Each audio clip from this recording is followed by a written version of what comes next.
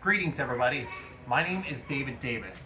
I am a Diamondbacks fan, having lived in Arizona my whole life. And in this presentation, I am going to be going over the story of the Diamondbacks and their time in the 2001 World Series.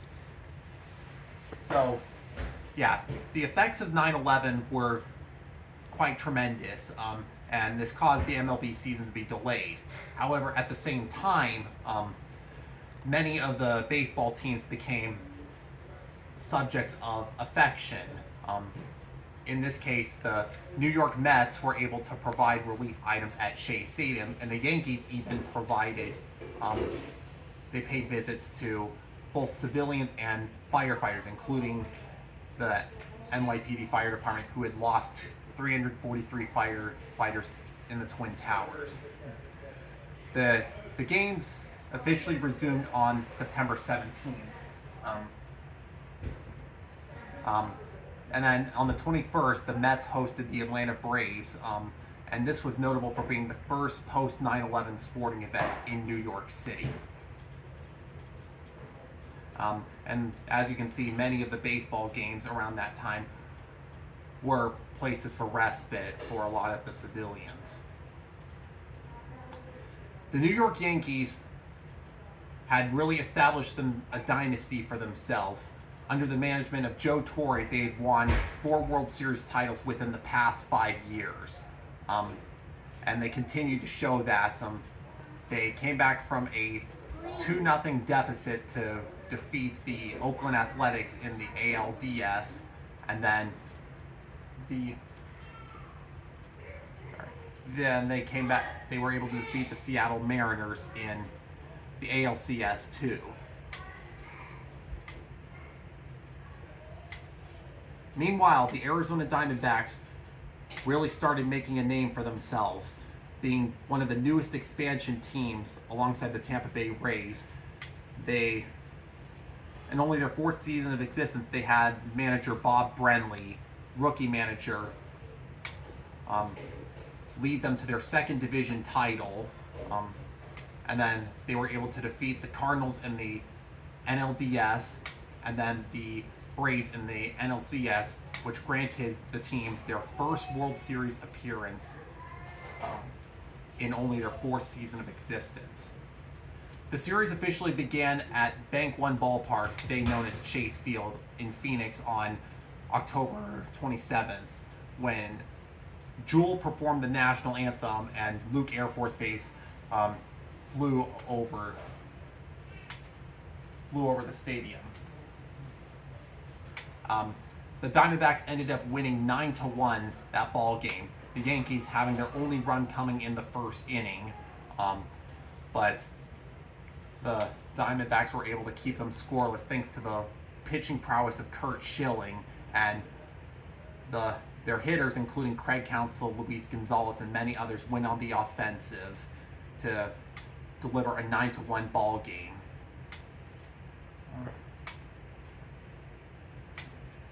Then Game 2 took place the very next night.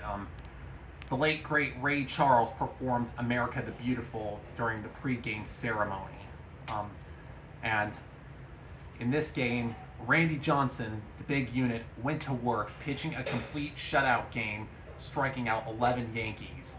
And the Diamondbacks were able to provide very excellent gameplay too, including with Matt Williams' 3-run home run in the 7th inning, resulting in a 4-0 ball game, as the Diamondbacks were now halfway to a World Series title.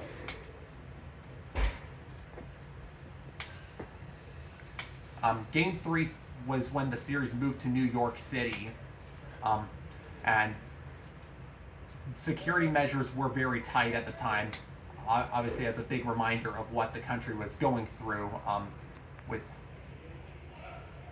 and the big reason for that was also because President George W. Bush would throw out the ceremonial first pitch, and this was a very heartwarming moment as chants of USA rang throughout Yankee Stadium. The ball game itself had the Yankees beginning to fight back, as they were able to ultimately win the game 2-1, Roger Clemens of the Yankees provided excellent pitching, and then Mariano Rivera clinched the save, remaining for as formidable as ever. Then Game 4 took place on Halloween, with Lee Greenwood performing God Bless the USA for the pregame ceremony. And Orlando Hernandez and Curt Schilling both provided excellent pitching. They both gave up a home run early in the game, including to Shane Spencer and Mark Grace. The D-backs took the lead in the 8th, and Bob Brenly had Young Hung Kim pitch for a save, but unfortunately Kim ended up blowing it when Tino Martinez tied the game in the bottom of the 9th. And then in the 10th inning, Derek Jeter hit a walk-off home run to win it for the Yankees, earning him the nickname of Mr. November due to the fact that the clock had just struck midnight in Yankee Stadium, signaling the transition into November. And Kim ended up getting charged with the loss due to throwing more than 60 pitches. Then Game 5 took place on November 1st, and the craziness at Yankee Stadium continued that night too, going to a total of 12 innings. The D-backs again took the lead early in the game with back-to-back homers by Rod Barajas and Steve Finley, but then the ultimate deja vu moment occurred when Kim once again gave up a 2-run home run, this time to Scott Brocious, to tie the ball game. The D-backs rallied against Mariano Rivera in the 10th and 11th innings, but were futile both times. Alfonso Soriano would eventually win the game with an RBI to put the Yankees on top. Now, something else notable in all 3 games at Yankee Stadium is that there was a tattered American flag flying because that flag was recovered from the World Trade Center wreckage at Ground Zero. Anyways, Game 6 saw the return to Phoenix at Bank One Ballpark. Melissa Etheridge performed the national anthem, and Randy Johnson he pitched another effective ball game here. And this was such a decimating victory for the Diamondbacks as they won the game 15-2 with 8 runs coming from the 3rd inning alone.